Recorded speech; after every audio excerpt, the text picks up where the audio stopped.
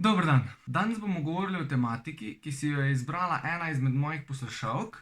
Ona je sicer rekla, da ne napišem članek, ampak se mi je zdelo bolj, da se mogoče malo bolj poglobim v vlogo. Pa mislim, da bo tudi malo bolj zanimivo, če je vlog, ko pa da je nek full dolg članek o tem, kar mislim zdaj govoriti. Je pa izrazila željo, da bi napisal članek o tem, kako je najbolj trenirati v trenutni situaciji, ko smo v karanteni, pa da smo doma, pa nimamo nobenih pripomočkov za vzdrževanje mišične mase, oziroma ona bi jo rada pridobivala. Pogledali si bomo pa tudi, kaj je potrebno paziti pri prehrani, kaj je potrebno paziti glede regeneracije in kaj je itak potrebno paziti glede treninga, pa kako si lahko izboljšamo regeneracijo, naprimer pogledali si bomo nekaj glede spanca, pa posvetil se bom mogoče malo bolj ženski populaciji, ker jo je tudi to zanimalo, kako bi planirali trening glede na menstrualni cikel. Na koncu si pa pogledali še mojo najljubšo temo, in sicer kako si lahko posamezen segment, se pravi trening, spanc, regeneracijo, še malo zbiohackamo. Ok, najboljše, da kar začnemo.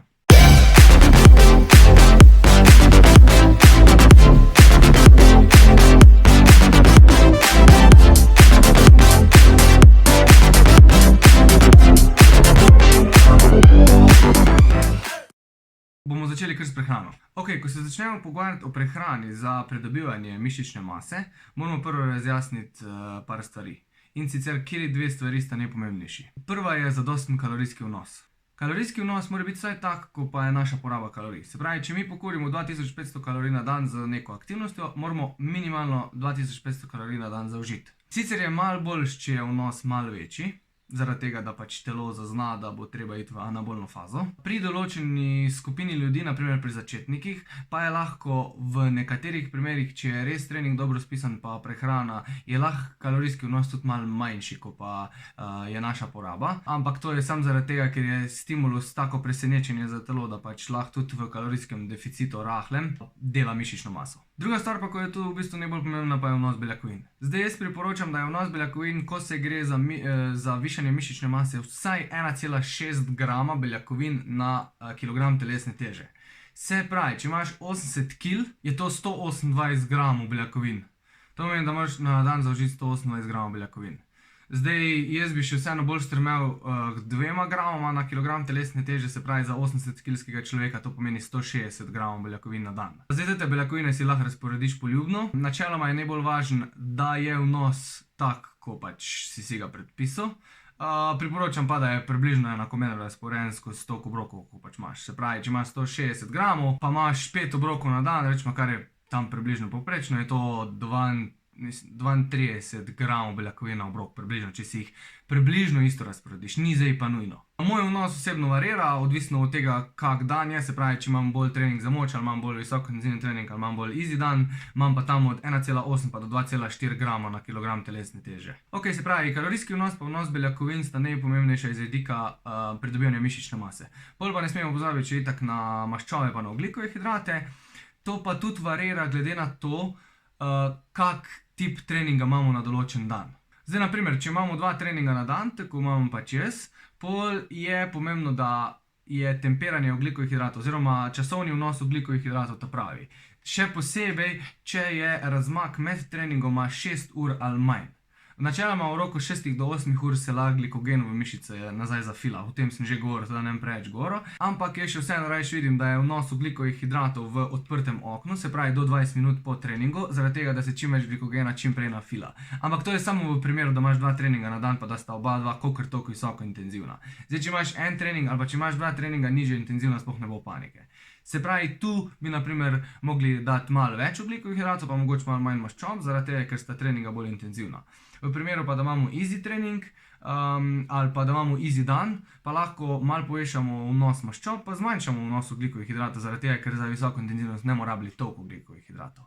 Je pa itak tudi važno od preferenc vsega, kam ima kdo rajši, pa kje se kdo počuti bolj sit. Zdaj, načeloma gledam vedno tako, da dam maščob minimalno 0,8 grama na kilogram telesne teže, ni važno, kjer dan je, pol pa povečuje maščobe, glede na primer, če je nižje intenzivnosti, pol dam, ne vem, 1,2 grama, pa ostalo oglikove hidrate, če ne dam pač 0,8 pa ostalo oglikove hidrate. Se pravi, ogljikovi hidrati varirajo glede na vnos maščob, ko ga pač predpišeš. Ok, zdaj pa kako bi naredil prehrano pa treninge glede na menstrualni cikl. Zdaj tu sta itak važna dva hormona, oziroma najbolj važna dva hormona. To tek ženske bolj veste kot jaz. Estrogen pa progesteron. Estrogen, na primer, to je hormon, ki je povečan v folikularni fazi, predvsem od 7. do 14. dneva. Tam z 7. dnevom približno se začne povečevati, pa raste neki do 10. 11. dneva, pa se pa začne spuščati. Je sicer itak odvisno od ženske, od vsake posamezno, ampak rečemo, da je to neko povprečje. Od 7. do 14. dneva je estrogen povečan. No in pol 14. dan začne padati, oziroma 13. dan začne padati, zaradi tega, ker se pol povečuje progesteron. Progesteron je pa povečan v lutealni fazi. Lutealna faza traja pa tam od 14. pa do 28. dneva. In tam se dejansko zazna povečan progesteron. Sicer je bolj povečan od 14. do 21. dneva, ampak ja, v lutealni fazi v glavnem je progesteron ta glavni. In potem se pač ta dva cikla menjata, tako pač vidite na sliki.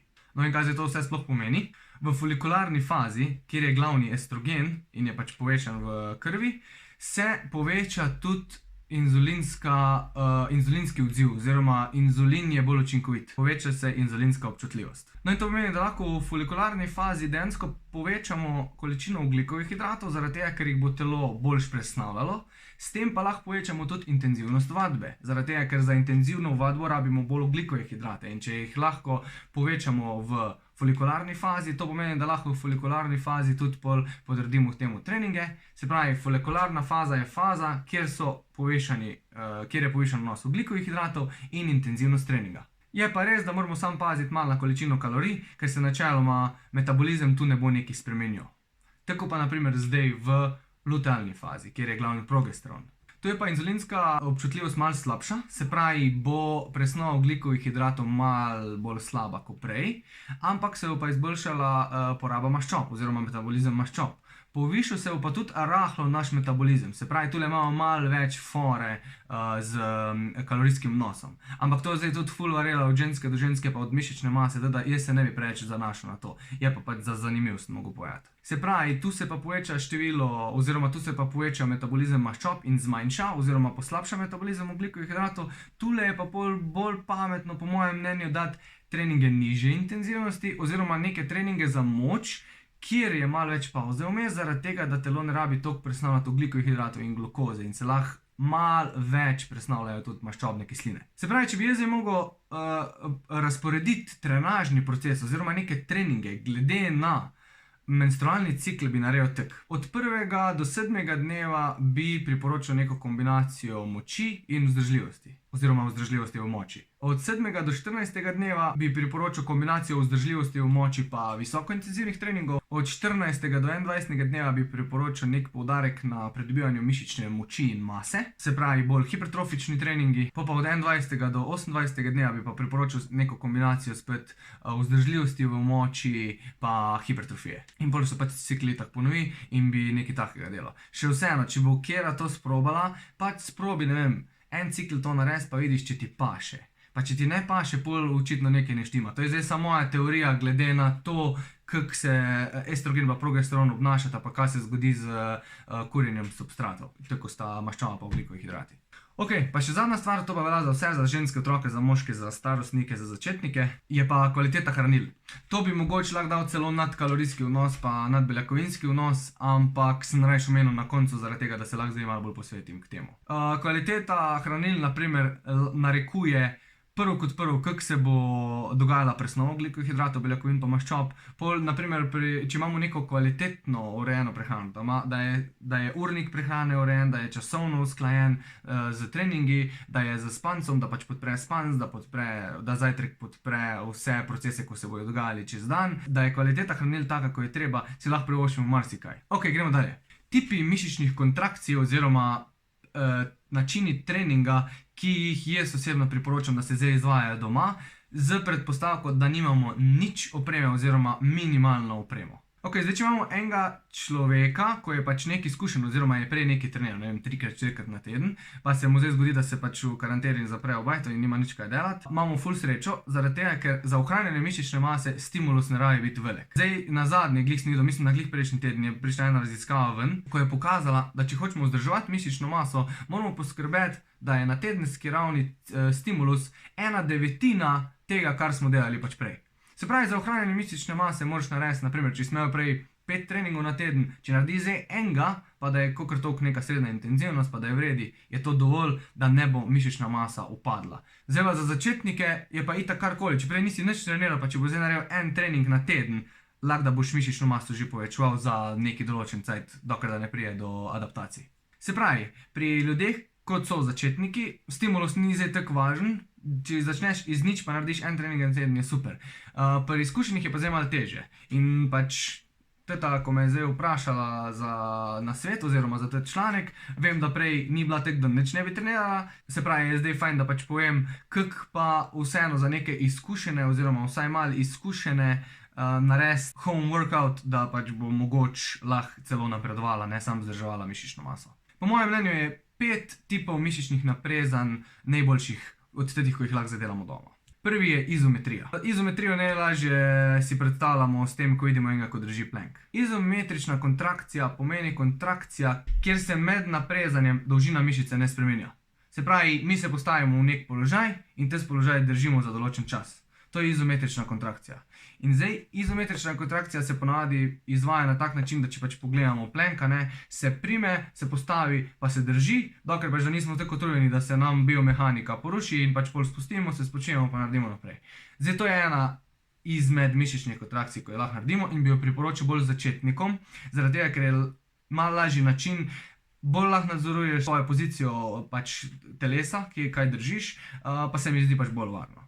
Boš pa tudi, če si začetnik, je izometrična kontrakcija ena takih kontrakcij, ko lahko dejansko poveča mišično maso. Zaradi tega, ker se bojo natrgala mišična vlakna, ko boš naredil dosti serij, pa bo prišlo do dovolj velikega utrujenja. Potem imamo pa drugo verzijo izometrične kontrakcije, je pa maksimalna hotena kontrakcija v čim krajšem času. To je pa, če si predstavljamo plank, pa medtem, ko mi držimo plank, če držimo naprimer plank na dlaneh, pa pač noge, da imaš stegene, pa si na prstih. Predstavljaš si izometrični plank, navaden je plank, to, kar sem prej omenil. Se pravi, držiš, dokler pač da ti roke ne odpejo, spustiš, pa ponoviš, ko si spočit. Pri teti verziji izometrije je pa, da ko ti narediš pozicijo planka, probaš čim hitrej, pa najbolj močno, kakor moraš roke pa noge potegniti skupaj. Se pravi, nič se ti ne premakne, samo napel boš mišice, ko boš hotel dlani potegniti proti prstom in s tem boš naredil tako močno kontrakcijo, da jo boš lahko držal maksimalno 7 sekund. Po 7 sekundah ti bo ATP odpovedal in pač ne boš mogel več držati planka. To je pa maksimalna hotena kontrakcija v čim krajšem času. To lahko pa uporabljajo tudi že izkušenejši, to naprimer tudi sam uporabljam za trening trebušnih mišic oziroma nasploh za pač moč kora. Predvsem bomo razvijali mišično moč, ampak lahko pa v kombinaciji, če to delamo večkrat, naprimer, oziroma če delamo to več serij, bomo lahko dejansko povečali mišično maso. Naslednja verzija izometrije je pa izometrija med gibanjem. Če si mi predstavljamo, da delamo počep, ali pa skleco, ali pa kakršnokoli vajo, kjer pač ni statična, tako je naprimer plank, v najtežjem položaju, se pravi, pri vsakem bo načeloma počep v različnih globinah težji. Se pravi, eno bo težji pri 90 stopinj, eno bo težji od spod v globokem, eno bo težji vmes na 45, ampak načeloma je počep, če zdaj izberem počep, je približno tam, ko je 90 stopinjski kot, je največja sila na pač mišice. In izometrična kontrakcija med gibi pomeni, da naprimer mi delamo 10 počepov, s tem, da med vsakim počepom, tam, ko nam je naša pozicija najtežja zadržati, jo zadržimo za 3 do 4 sekunde. Se pravi, med gibanjem, po mojem bom kar pokazal, bo najboljši. Ok, se pravi, jaz grem zdaj delati počep in tam, ko je mi najtežje počep držati, tam, ko čutim največje mišično naprezanje, se bom ustavil za 2 do 3 sekundi. In to je izometrična kontrakcija pač med gibom. Se pravi, to zgleda tako. Grem v počep, to je bil normalen počep in zdaj vidim, ok, na 90 stopinj približno mi je počep najtežji in zato se bom zdaj tam ustavil. In zgleda tako, greš dol, ustaviš, greš nazaj, pa spet dol, ustaviš, No, in to bo v bistvu povzročilo, prvo kot prvo, razvoj moči v tisti poziciji, ki nam je najtežja, pa drugo kot drugo, pri začetnikih oziroma nekih intermediate, srednje treniranih ljudeh bo povzročilo dejansko tudi natrganje mišic. Oziroma tudi pri izkušenih bi povzročilo natrganje mišic, če bi pač delal dolgo časa. Naslednja stvar je okluzija. Zdaj, načeloma okluzijo lahko dela čist vsak doma, tudi če nimaš tistih posebnih trakov, ko so za to. Kaj sploh okluzija je? Okluzija je v bistvu to, da če si predstavljamo, da delam jaz zdaj biceps curl, si bom okoli mišice na zgornjem delu, ali pa na spodnjem, ampak ponavadi se na zgornjem dela, prevezal neko vrvico, oziroma ponavadi je to neka taka gumijasta posebna, tako te elastični traki, ko jih lahko uporabljamo v fitnessih za ogrevanje ali pa za določene vaje, si ga prevežeš okoli mišice oziroma okoli glave mišice in s tem stisneš mišico tako fejst oziroma stisneš žile, da kri ne teče več v mišico. Načeloma lahko kri samo odteka. To pomeni, da lahko narediš veliko manj ponovitev oziroma z veliko manjšo kilažo, da bo napor v mišici isti. Zaradi tega, ker je mišica toliko prekrajšana hranil. In eni pol to uporabijo na tak način, da naredijo, 10 ponovitev, pa ko jim zmanjka moči, odprejo oziroma popustijo tisti povoj okrog roke in jim butne kri, ko je pač čakala v arteriji oziroma v veni, da bo pretekla v mišico, in ko jim butne kri polno hranil, prvo kot prvo spuče v odpadne produkte in pol ima on še dodatno energijo, da tisto nekaj naredi. In to v bistvu uporabljajo bolj kot ne izkušeni bodybuilderji oziroma izkušeni ljudje, ko pač že dlje časa trenirajo, lahko pa uporabljamo tudi začetniki, zaradi tega, ker je že samo iz vidika sklepov je manjši napor za sklepe, zaradi tega, ker ne rabi toliko telo narediti za isti učinek. Se pravi, okluzija je ena izmed možnosti, tudi ko jo lahko naredimo doma, pa ne rabiš imeti za neke fancy opreme, samo pač povijaj si roko, koliko delaš. Pol naslednja je naprimer cluster set, to pa ni nobene filozofije, samo naprimer, če si izbereš, da boš delal 10 počepov v 5 serijah,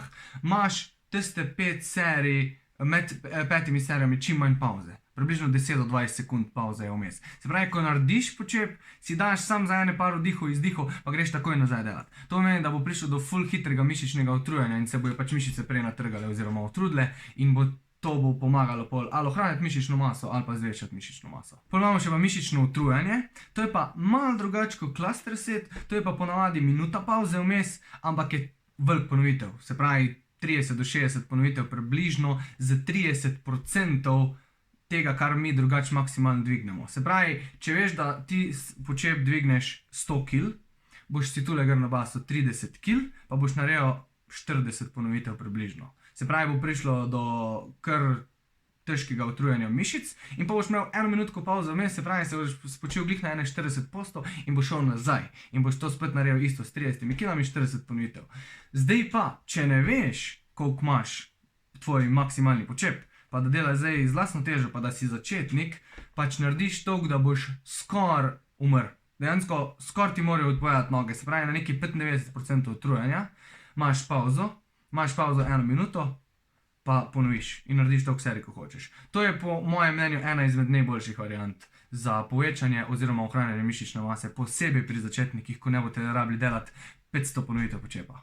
Ok, zdaj smo pogledali prehrano pa trening, pa sem malo levo pa desno zaradi tega, ker pač, če bi hotel čisto vse podrobno se spustiti, bi lahko naredil za vsako stvar svoj vlog, tako pa probam čim več povedati v čim krajšem času, kar pa meni itak ne gre najboljše. Zdaj pustil sem pa najpomembnejšo stvar za na konc in to je spanc. O spancu res ne bi rad preveč naklado, pa na dolgo govoril zaradi tega, ker sem že 100-krat povedal, pa bom probal čisto vse najti, kar sem do zdaj napisal o spancu, kar je na Facebooku, kar je v člankih, pa kar je na YouTubeu, pa bom dal link od spoda, si lahko gre vsak sam pogledati, če ga zanima. Je pa po mojem mnenju spanc od vsega naštetega, kar sem zdaj povedal, najpomembnejša stvar in jo moramo dati na prvo mesto. Že sam, če pogledamo spanc, pa inzulinsko rezistenco oziroma občutljivost na inzulin, lahko vidimo, da če je spanc dober, je občutljivost na inzulin boljša. To pomeni, da bo homeostaza glukoze boljša, kar pa pomeni, da bo glukoza šla tja, ko je treba.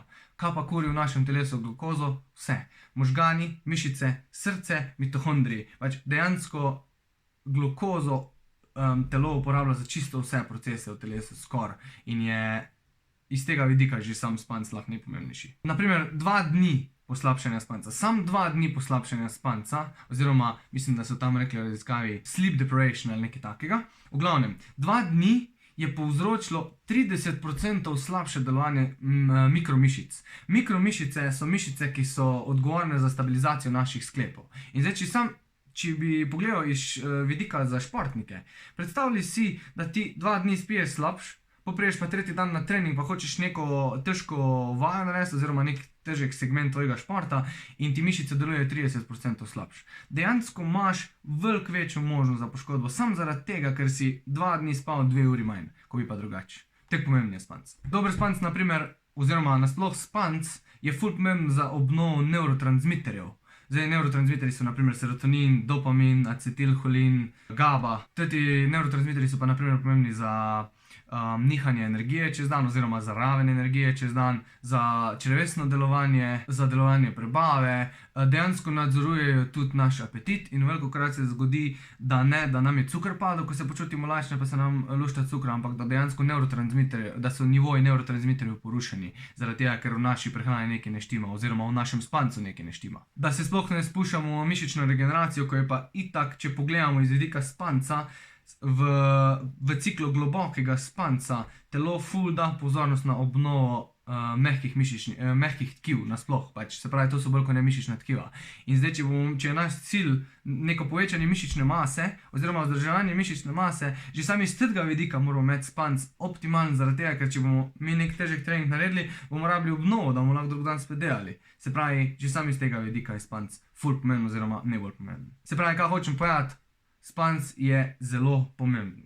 Ok, zdaj pa, kako lahko poskrbimo, da bo naš spanc optimalen, kar pač lahko mi iz spanca izlečemo. Prva stvar je, da hodimo vsak dan spat ob istem času, če je le možno. Varira je lahko tam pol urice gor, pol urice dol, ampak je fajn, če se le da je vsak dan isti cajt. To bo v bistvu povzročilo, da bomo dali nek signal naši notranji uri, cirkadianemu ritmu, ki pa v bistvu itak uravnava vse procese. Se pravi, če notranja ura ve, kdaj se mi zbujamo, pa kdaj gremo spat, bo prilagodila vse procese temu. Se pravi, pač, ok, ko se mi zbudimo, rabimo več tetih hormonov, zaradi tega, da smo bolj budni, da nam možgani bolj delujejo, da se nam neha melatonin proizvajati, da se energijski procesi vključijo. Pol pa, ok, zdaj pa vem, da gremo pa, ne vem, ob 9 ali pa ob 10 zvečer spat, bo pa začelo sproščati druge hormone, ko pomerajo naš sistem, pa ga relaksirajo, pa povzročajo v telesu procese, oziroma notranja ura povzroča v telesu procese za relaksacijo pred spanjem. Druga stvar je, da sta količina spanca pa kvaliteta spanca ta pravi. Zdaj, jaz bi dal bolj poudarek na kvaliteti, je pa količina tudi pomembna, ampak ful varira od ljudi do ljudi. Je, mislim, da 2% ljudi na svetu, ko lahko preživi optimalno na 5 urah spanca, ampak drugih 98% mora biti pa med 7 do 9 ur spanca. Zdaj pa kaj je pa o kvaliteti, pač, zakaj sem rekel, da je na kvaliteti poudarek, je pa to, da ti lahko imaš 7 do 9 ur spanca, rečemo, da 9 ur spiješ, pa imaš, ne vem, 1 uro globokega spanca, kar je 7-8%, ok, po moje je več, ne vem, 12%, zdaj na pamet govorim, pa REM spanca tudi tam okoli 12%, se pravi, ti ona dolžina spanca 9 ur nič ne pomeni, zaradi tega, ker je fajn. REM spanc, da ga dobiš tam od 15 do 25%, pa globok spanc od 20% dalje, oziroma 20 do 30%. Je tudi odvisno, naprimer, če imamo zdaj mi v torek nek ful težek trening oziroma 2 treninga, pa gremo pol iz torka na sredo spat, je fajn, če je globokega spanca več, bolj proti 30%, zaradi tega, ker se bojo tam obnavljala mehka tkiva. Če imamo pa mi v torek neko bolj mentalno težek dan, se pravi, da ne vem, da nekaj pišemo, neke članke, nekaj gledamo, nekaj se učimo, nekaj beremo, bo pa fajn, če se bo procent REM spanca malo zvišal, zaradi tega, ker med REM spancem se dejansko spomini naši nalagajo, pa se ustvarjajo nove kognitivne povezave. Se pravi, tudi tu varira, glede na to, kjer procent spanca je bolj važen. Ampak glavni parametri so 15 do 15% REM spanca na noč, pa tam od 20 do 30% globokega spanca, ki se zdaj tiče pač treninga oziroma povečane mišične mase. Če bojo taki parametri, je tudi lahko 7 ur spanca boljš, kot pa 9 ur z slabšimi parametri globokega pa REM spanca. Ok, to je načeloma to zdaj za spance. Se pravi, zbuji se ob istem času, hodi spat ob istem času, pa probi, da je kvaliteta spanca čim boljša. Zdaj, ko smo obdelali vse, se pravi, smo obdelali prehrano, smo obdelali trening, pa smo obdelali spanc, zdaj pa gremo na biohacke in bom kar začel pri spancu, ker sem glih pač pri spancu končal. Kako lahko zbiohackaš spanc? Zdaj, pri spancu je tako, da če hočeš ti imeti bolj kvaliteten spanc, pa bolj globok spanc, moraš začeti že zjutraj. Naprimer, jaz vstajam vsak dan ob istem cajtu. Prva stvar, ko jo naredim, ko vstanem, ni da pogledam na telefon, ampak grem v kuhinjo, pa spijem mešanico kokosove vode z navadno mlačno vodo. Jaz si dam 100 ml kokosove vode, pa 100 ml mlačne vode. Prvo kot prvo je neka tekočina oziroma neka hranila v telo, so impuls cirkadiani uri, da mora začeti delati. To je eden izmed impulzov. Druga stvar pa je, kokosova voda je ful bogata z vitamini pa minerali, predvsem minerali, ki sestavljajo tudi naše adrenalne žleze. In dejansko lahko s tem aktiviram moje adrenalne žleze. Ok, ko sem spil tudi jutranji tonik, grem ven, pa se postavim vedno na isto mesto, ker imam ful srečo, da lahko gledam sončni vzhod. In kaj v bistvu s tem naredim? Prva stvar je, da se prizemljim. To se mogoče smešno čuje, ampak bom dal tudi raziskave, ko govorijo o tem, kako prizemljitev oziroma grounding koristi našemu telesu, predvsem z vidika inflamacij. Druga stvar pa, ko je, mi imamo v mrežnici itak pač receptorje za svetlobo pa za barvo nasploh, ne. Ampak imamo ene receptorje, ko so receptorji za modro svetlobo. In zjutraj ima naprimer sonce ima itak vse spektre svetlobe, ampak zjutraj bo telo zaznalo modro svetlobo, ko bo udarilo receptorje v mrežnici in to bo impuls telesu, da bo nehal proizvajati melatonin.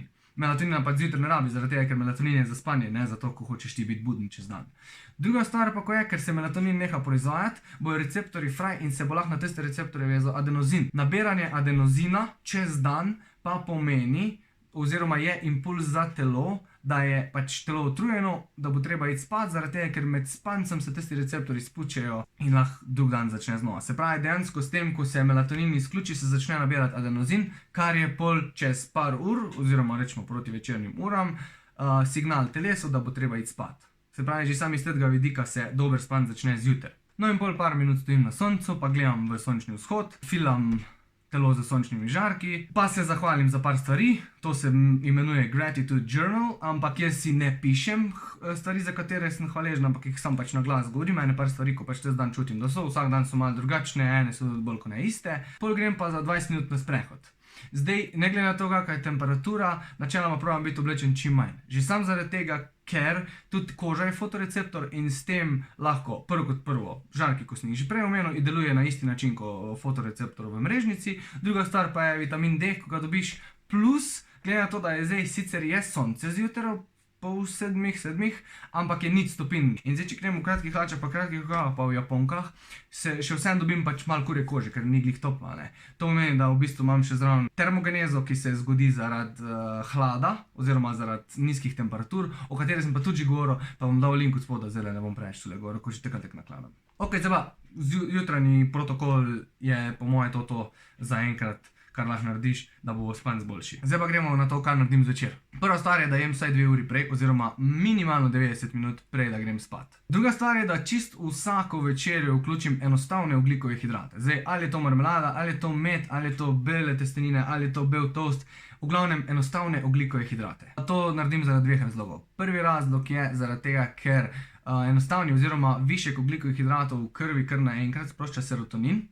Serotonin je pa znan po tem, da nas dejansko sprošča, relaksira, pa se počutimo fajn, ko ga imamo v telesu malo več. Druga stvar pa je, da se tudi zaradi tega, ker nam cukor dvigne v krvi, se zviša inzulin in zaradi tega, ker je bil mogoč drastičen dvig sladkorja zaradi enostavnih ogljikovih hidratov, pol inzulin, tako sem že zadnjič razložil, ful hitro zniža ogljikove hidrate, kar pomeni, to pa povzroča zaspanost. Zato se tudi včasih po kosilu, če je bogat z ogljikovimi hidrati, še posebej z enostavnimi, počutimo tako zaspane. To v bistvu naredi tudi inzulin. Teda imam 2, se pravi serotonin, pa nižanje krvnega sladkorja v bistvu povzroči, da sem še bolj zaspan in bom še prej zaspal. No in po večeri, ne vem, čez pol urce približno spijem čaj in je vsak dan isti čaj. Je pa čaj iz sivke, kamilice, baldrijana pa kopriva in pol ima zdaj eno čaj kupujem, ko je zraven kurkuma pa ingver. Kurkuma je pa itak znana po tem, da niža inflamacije v telesu, kar je pa ful fajn glede na to, da če si treniral prej, so se ti inflamacije malo dvignale zaradi vnetja, ko ga imaš v mišicah in kurkuma ga pomaga znižati in pomaga pač v bistvu podpre spanc, da lažje to naredi. Pol velikokrat vzamem tudi ZMA kapsule, v bistvu jih vzamem zaradi magnezija, ker imajo kvalitetno obliko magnezija noter in kvalitetne oblike magnezija, tako je na primer magnezijev glicinat, v bistvu so bile dokazane, da pomagajo pri podpori spanca. Vpliva lahko pa tudi na možgansko bariero, če je slučajno karkoli zjebana, lahko pozitivno vpliva na obnovo določenih celic v možganski barieri. Uporabljaš lahko tudi, če nimaš ZMA kapsule, tudi topični magnezij, če ga imaš, tako je na primer esenca magnezijeve olje. Tega jaz v bistvu zato uporabim. Lahko si ga daš dejansko na žile, zaradi tega, ker ima večjo absorpcijo pol tule skozi v kri, drugače pa nasploh topični magnezij, tam ko te v bistvu, tiste mišice, ko si dela, tam če si lahko magnezij namažeš. In bo pomagalo ne samo za pač to, da pač mišice nafilaš, kakor pač ti magnezija primanjkuje, tudi pomagalo bo pri spancu. Z ZMA kapsulami združim pa še omega 3 kapsule, jaz jih pojem od 8 do 12 na dan, odvisno koliko sem prej jedel rib čez dan, to je približno 4 grame omega 3 oziroma 4 grame DHA pa EPA maščobni kislini. Se pravi, sicer na kapsuli piše kao, mislim na škatlicah piše kao 1 kapsula na dan, ampak pač dejansko to ni dostno. Mi rabimo tam od 2 do 4 grame na dan omega 3 maščobnih kislin v telesu in za eno kapsulo jih dobimo, če so močne, 660 mg. Zdaj pa, če hočeš dobiti 3 grame vsakega, moraš pač pojesti malo več. Plus, da lahko znižajo vnetja, oziroma dejansko znižujejo vnetja v telesu, omega 3 maščobne kisline. Ok, to je od unih stvari, ko se mi ne spreminjajo noben dan. Pa itak varira, kjero meso jem, oziroma kaj jem zraven ogljikovih hidratov pa to. Ampak te stvari, ko sem jih našel, so stvari, ko jih jem, ki jih dodam v protokol čisto vsak dan. Pol gremo pa še na moj prostor, se pravi na spalnico. Spalnica izgleda pa tak. Prva stvar je, da mora biti hladno v spalnici. Meni je itak že vroče, ampak tudi raziskave kažejo, da je tam od 17 do 22 stopinj najboljša temperatura za spat. Druga stvar je, da 2 uri pred spanjem vklopim diffuser, pa si dam noter sivk oziroma vlažilec zraka in si dam noter eterično olje sivke, pa eterično olje vrtnice, ki lahko vplivata na kvaliteto spanca in meni se zdi, da na moj spanc vplivata, plus soba diši, ko priješ noter. Pol grem po tuš in pač si vse zrihtam in pol, ko prijem v spalnico, me na posli, prvo me čaka odišavljena pa hladna soba, pol me pa na posli na moje strani čaka še akupresurna blazina.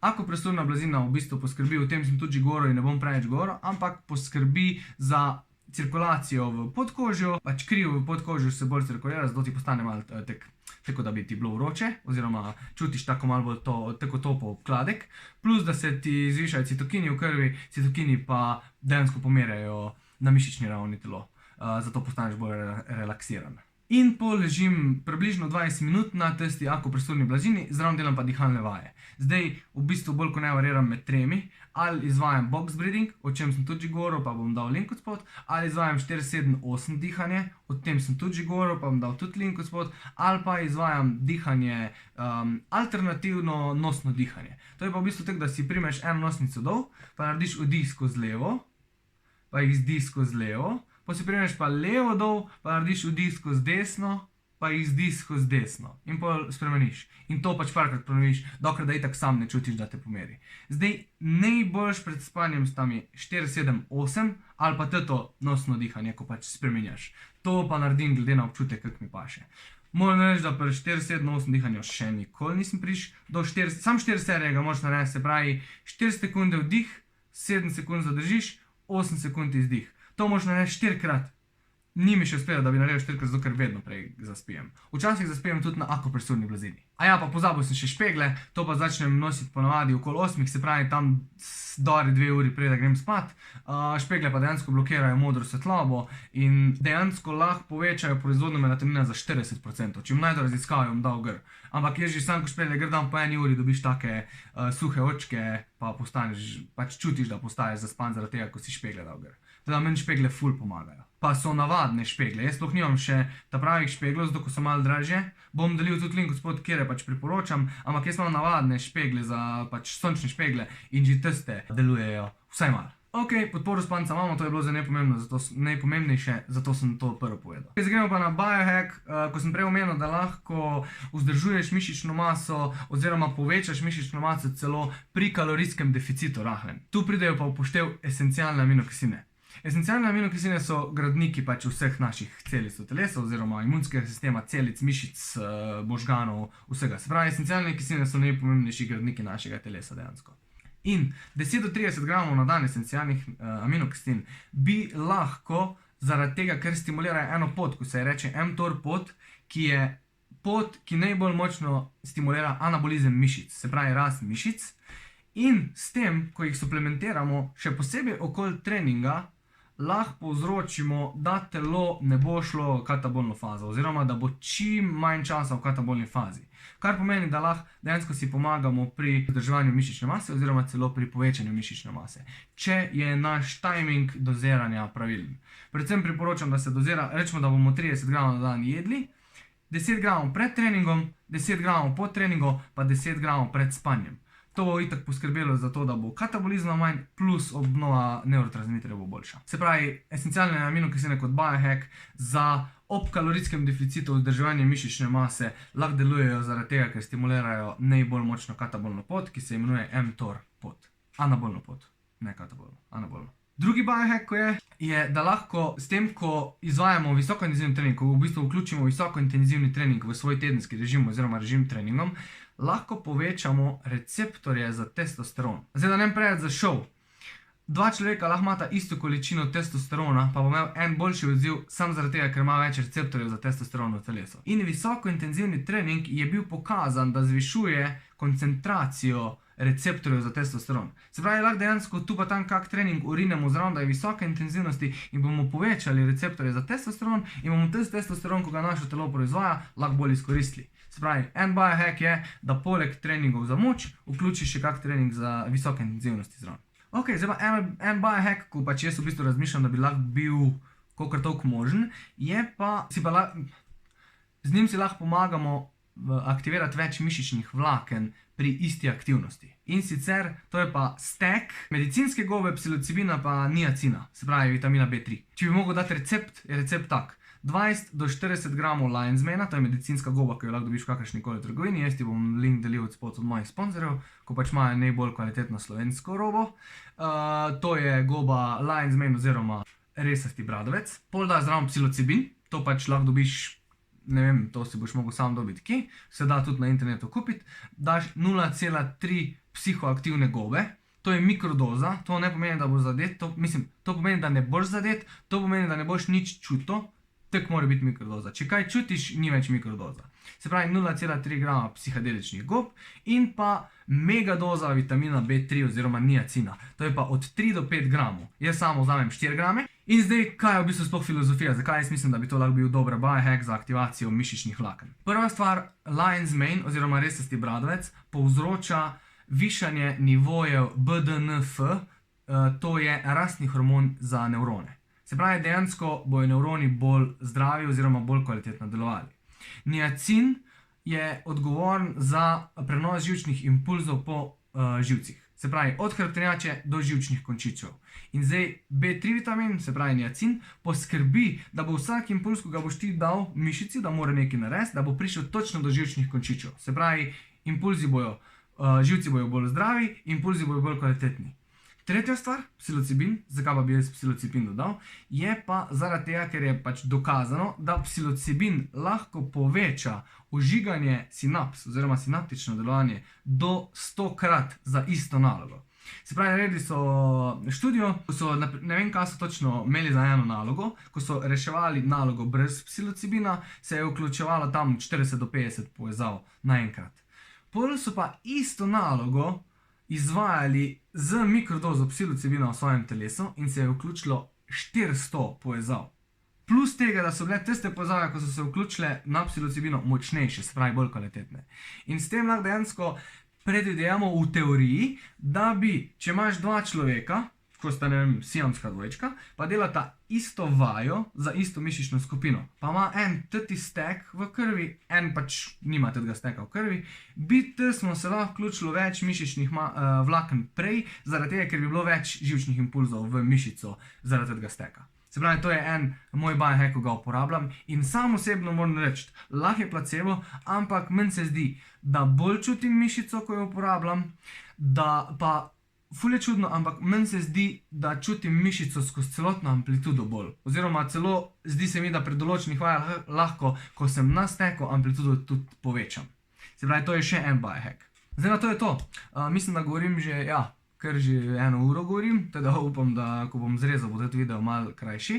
Upam, da sem povedal vse, kar je potrebno povedati, zaradi tega, ker sem se tako veselil tega steka na koncu, da ga predstavim, da sem ziher kaj pozabil. Hvala ti za ogled.